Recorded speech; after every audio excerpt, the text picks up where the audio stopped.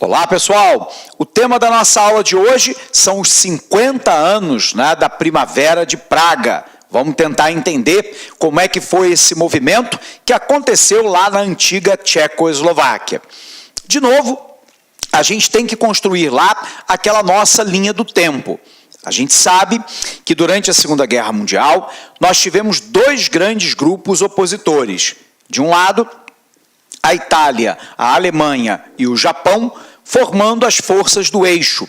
E do outro lado, os Estados Unidos, a União Soviética, o Canadá, a França liberta, o Reino Unido, o Brasil, a Austrália, a Nova Zelândia, lutando contra o grupo das forças do eixo. A guerra termina com uma vitória dos aliados em 1945, em maio de 45 na Europa e em agosto de 45 com a derrota do Japão depois de duas bombas nucleares. Estados Unidos e União Soviética, que eram aliados durante a Segunda Guerra Mundial, vão iniciar um período que vai de 1945 a 1991.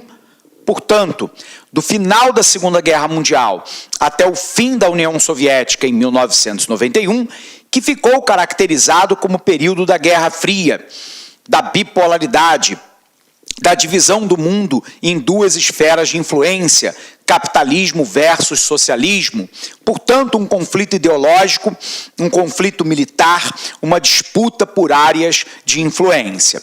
Nesse sentido, quando nós olhamos para o teatro de operações da Segunda Guerra Mundial, as forças ocidentais, lideradas sobretudo pelos britânicos, pelos franceses libertos e pelos Estados Unidos, avançava em direção à Alemanha pelo oeste, enquanto que as forças soviéticas avançavam em direção à Alemanha pelo leste. O ponto-chave é que quando termina a Segunda Guerra Mundial, boa parte do leste europeu estava sob controle soviético.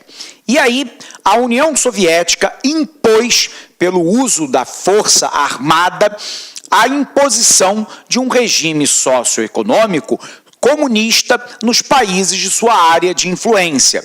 Isso aconteceu com a Hungria, com a Polônia, com a Tchecoslováquia, com a Iugoslávia e uma série de outros países. Bom, no caso específico lá da Tchecoslováquia, lembrando que hoje a Tchecoslováquia não existe mais, houve um processo após o fim da União Soviética em 91 de separação entre uma República Tcheca e a República da Eslováquia. Mas naquele momento elas eram lá um país uno. E aí nesse país uno, nós sabemos que foi imposta um comunismo no modelo stalinista, portanto, com forte perseguição a todos os grupos que eram contrários ao comunismo, uma doutrinação ideológica muito forte, o expurgo de qualquer meio de comunicação que fosse pró-capitalista e não pró-comunista no modelo stalinista. Havia um culto da personalidade, da figura do próprio Stalin e de personagens fortes dentro de cada um dos países que compunham a Europa Oriental. Esse modelo de produção foi garantido por uma estatização dos meios de produção, tudo passou a pertencer ao Estado, e todo mundo trabalhava para uma fonte estatal. Não havia liberdade de imprensa, não havia liberdade de ir e vir, não havia liberdade de organização e havia um único partido político, portanto, um sistema monopartidarista.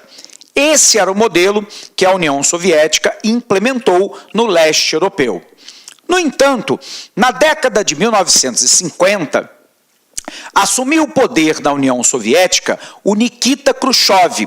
E o Khrushchev rompeu com a ideia stalinista que vinha até então e começa a flexibilizar algumas das imposições da União Soviética em relação aos países do leste europeu, o que não significa, em absoluto, abrir mão do controle desses países, mas havia lá uma possibilidade de uma certa flexibilização das relações.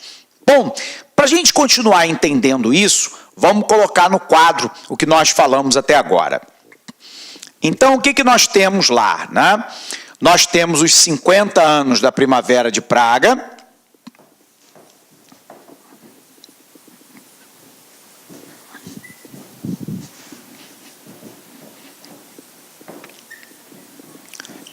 E aí, com o fim da Segunda Guerra Mundial,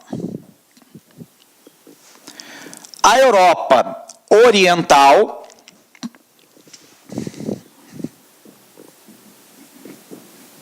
ficou sob controle soviético.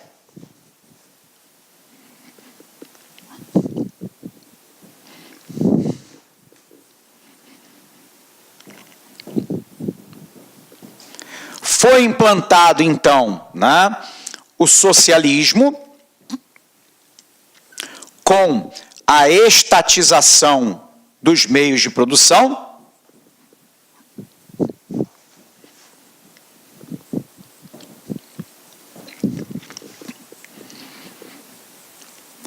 por um outro lado, a ideia do monopartidarismo, um único partido político, sobre um regime fortemente... Olá, meus amigos, minhas amigas, sou o professor Luiz Antônio Carvalho, estou aqui para fazer um convite muito especial para vocês. Nós, da La Concurso, nós preparamos um super curso para o Banco do Nordeste 2018, um curso atualizadíssimo, um curso completaço, ponto a ponto do edital, e nós, da La Concurso, eu garanto para vocês, aqui na La Concursos é o melhor curso de carreiras bancárias do Brasil, pode ter certeza disso. Desde 2010 até a presente data, nós tivemos a oportunidade de atender todos os concursos de carreiras bancárias do Brasil e, claro, com centenas de alunos aprovados em todos esses concursos. Meus amigos, minhas amigas, aqui na La Concurso você vai ter treino diário. O que é isso? Todos os dias você vai ter uma meta de estudos e se você cumprir as nossas orientações pedagógicas, o nosso personal coach, tenho certeza que você ficará super competitivo. Meus amigos, minhas amigas, espero vocês. Tchau. Clique lá.